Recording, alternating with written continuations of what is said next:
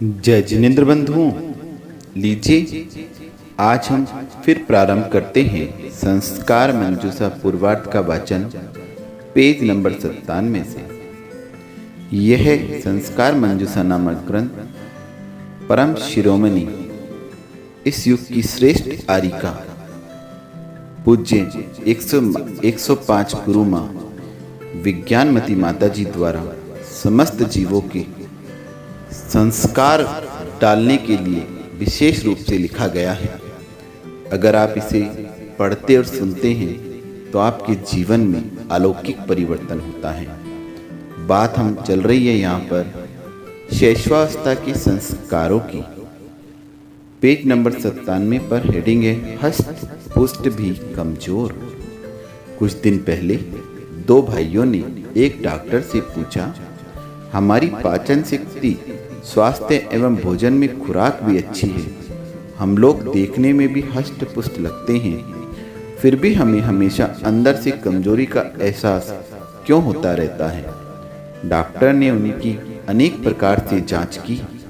जांच के बाद अन्य डॉक्टरों से परामर्श करके निर्णय किया कि तुम लोगों ने माँ का दूध नहीं पिया होगा, इसलिए तुम कमजोर हो।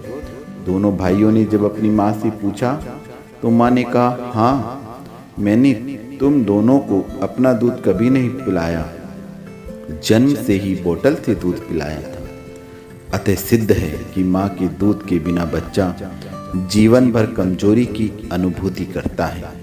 इसी प्रकार एक महिला ने, यदि मैं बच्चे को अभी दूध पिलाऊंगी तो मुझे महीनों तक दूध पिलाना पड़ेगा, मैं पराधीन सी हो जाऊंगी, स्वतंत्रता में कहीं आ जा नहीं पाऊंगी आदि सोचकर प्रसूति के 2-4 दिन के बाद से ही अपने शिशु को दूध पिलाना बंद कर दिया। माँ के दूध के अभाव में शिशु कुछ ही दिन में बीमार हो गया। गाय आदि के दूध को उसकी आंतें सहन नहीं कर पाई, उसकी आंतें खराब हो गई। आखिर वह कुछ महीनों का होकर मरण को प्राप्त हो गया। इस प्रकार उसने अपने 3 बच्चे मृत्यु की गोद में सुला दिए। उपयुक्त दृष्टांतों से अनुमान लगाया जा सकता है कि बच्चे के लिए माँ का दूध कितना आवश्यक है। माँ के दूध में अतिसार, अवरोधक, विषाणुजनक, कीटाणु रक्षक, कैंसर अवरोधक इंटरकोकस फैसिसम बैसिलस पाया जाता है। इसके अतिरिक्त माँ के दूध में सभी प्रकार के पोषक एवं रोग प्रतिरोधात्मक तत्व पाए जाते हैं। एक रिपोर्ट के अनुसार विश्व में प्रति 2 सेकंड के बाद एक बच्चा मरता है, अर्थात एक दिन में 40,000 शिशु मर जाते हैं।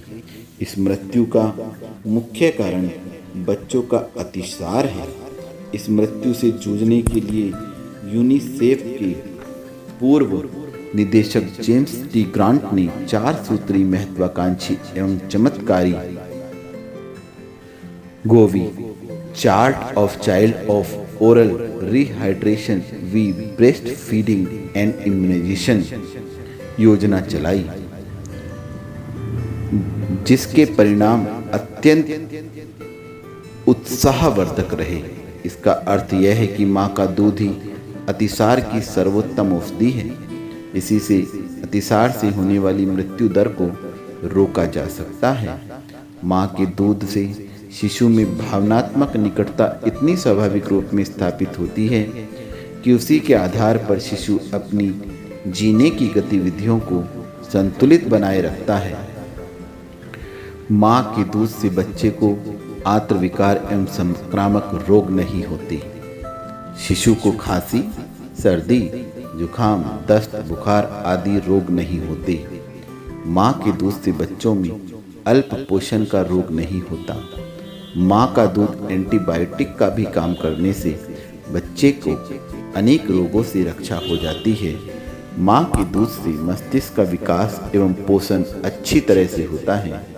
माँ के दूध से शिशु अवस्था में होने वाली अधिकतम बीमारियों से रक्षा हो जाती है।